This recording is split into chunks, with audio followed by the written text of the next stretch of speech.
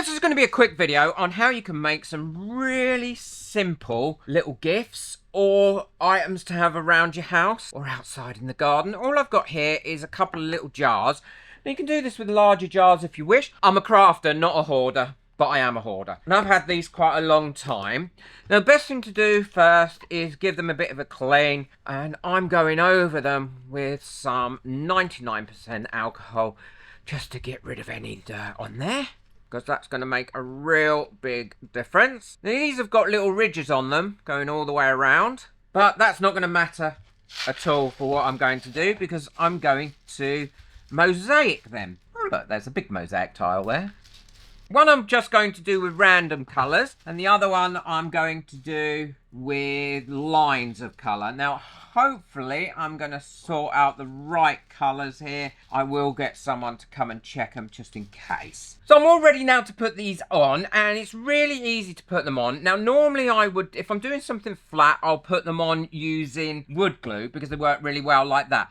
But because I'm working on a round surface, I'm going to be using this, well, it's Yoo-hoo glue, but it's an all-purpose glue. So what I do is I put a bit on there to start with, and the reason I'm doing it without the cap on is because my tube split. So I put a bit on there like that, then I put a bit on the backs of each one of these, and then I leave it for about 3 or 4 minutes just to tack up a little bit before I put them together. And this way they should stay where they put, and they're not going to slide off the glass. So let's have a look. Yeah, so that's starting to tack up a bit. If it doesn't tack up as quick as you want it to, just give it a quick blast with a hairdryer. And then once I've got that on there like that, I just take my tweezers and I connect them together. And as you can see, that is in there really well, and that isn't going to slide off, where it would if you were using the wood glue on this. And what I'm trying to do is have a bit of a gap in between each tile and get them on quite square and in place. And then once I've got to the edge where I'd already put it on, I can then go ahead and start doing another line. Now, as you can see, none of those ones yet have moved at all. It is much easier doing it with the actual correct top. And then I can go ahead and prepare some more of these. I want to say a massive thank you to everyone who got me a coffee last month. If there's videos that you really like and you really appreciate me making them and you'd like to buy me a coffee, then the link for it is in the description below. It's really appreciated. And leave me a little message as well if you buy me a coffee. I love reading the messages. And if you give me a question, I will get back to you on it as well. It is the coffees that help keep this channel going. I don't have very much sponsorship, only very rarely on this channel. And I do seem to spend a lot more than what I earn on this one, so it's all appreciated. Thank you. I'm thinking of setting up a membership for this channel as well, so let me know if you'd be interested in that. And that would have members only videos, Facebook group, access to me, competitions, extra discount codes. I'd be really interested to know what your thoughts are. So once again, I will wait for those to tack up a little bit, and then I'll continue adding them in the same way as I've added these. Now these have already started to firm up quite a lot, so they're not going to go anywhere. I can now just check these ones over and make sure I've got them all in line and the right amount of gap in between them, and I have. Feel quite happy with that. Well, that row's done now, and I'm quite happy with how they're on there, and all I'm going to do is follow that up with another row going all the way around, and if I can fit on a third row, I will. And I'll be doing this exactly the same way as I did that last row. I'll be leaving a gap under the actual tiles between this row and the last row, ready for the grout to go in. And it's surprising how much difference, once the grout goes on, that they look. And I'll show you how to grout it and clean it all up afterwards as well. So for this row, I'm not sure whether to brick them like that or to have them all in line.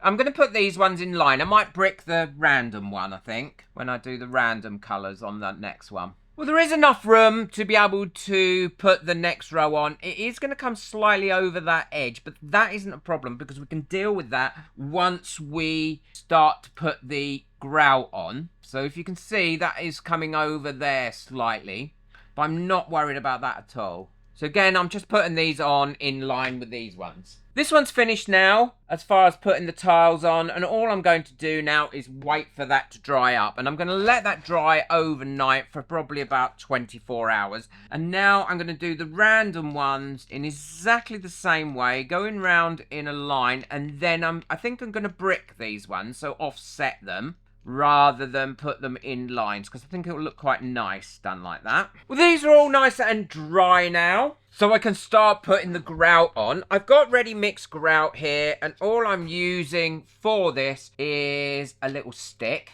and I'm pushing that in quite firmly into all these areas, going all the way around, pushing it in, and then scraping it off, because the less you have on your tiles, the easier it is to clean up at the end. It's amazing how much difference just putting the grout in makes. And it's so much easier using ready-mix grout as well.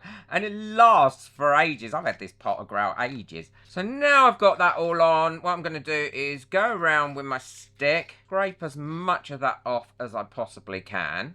And where I had it overlapping, remember I said to you it's coming over a little bit higher here. What I'm doing is I'm going to go round there, put my grout in, finish that off going round there like that. Trying to get a nice smooth finish across that top. And I have got something I want to do at the end as well to finish those tops off when all the grout has been cleaned up. You can get different coloured grouts as well, so you don't have to use white. I do like white. Maybe I'm an old-fashioned traditionalist. So now I'll leave that about 15 minutes before I do the next stage on it. And then while that's drying up a little bit, I'm going to carry on and do this one in the same way. So that's had about 10 minutes now. And what I'm going to do is get a cloth, a little bit of water, and then just go over these tiles now. Rub off all the excess that I don't need there, because that is going to make life so much easier than trying to do it when it's dry. If you try and do it when it's dry, it goes so hard and it makes life so almost impossible. This saves you so much time. Well worth doing. And also rub it off the bottom and anywhere else as well that you don't want it. Bits of glue left on there, that'll help get that glue off as well. Then once you've got it as clean as you can get it, then all I'm doing is going over it with a dry part of this cloth. Look how much nicer that looks now. Bit of glue there. And then I'm going to do exactly the same with the lip here. If you can't get in there, then use a cotton bud or something like that. That'll help, but just wet it first. And now what I'll do is I'll leave that probably for about 24 hours to dry, and then I'll show you how I'm going to finish off that edge all the way around there.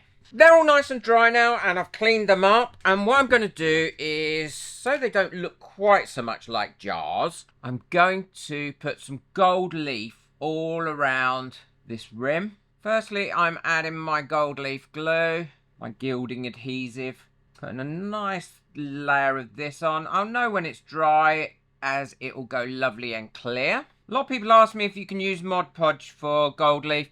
To be honest, this gold leaf glue goes such a long way, and it does 1,000 times better job than any other glue I know, because it is designed specifically for this task. It stays tacky once it's dry, and the gold leaf or any metal leaf stick to it really well. So I would always say use this. That won't take too long to dry, and already start to see it going clear. Well, they're all nice and dry now, so ready to put this on. All I'm going to do is cut my gold leaf into some thinner strips, so it's easier to manage, and also I get less wastage that way. And now, well, I would get less wastage if I knew if I could put it on. Actually, I don't think this is gold, but I'm not sure.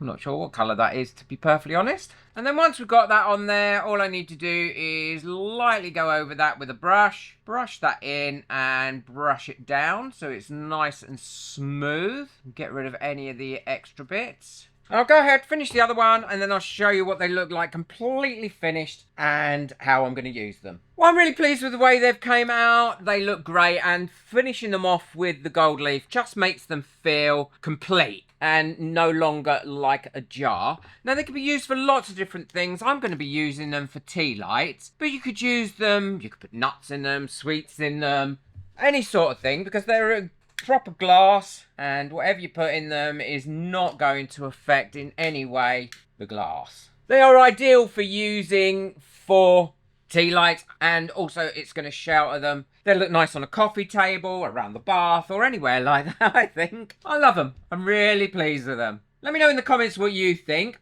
I'll link a video after this as well where I did a bit of a freeform mosaic on a table that we still use outside all year round. So I'll link that video at the end of this one. Move that like button, hit that subscribe button, but most of all, enjoy your crafting. Take care. Bye.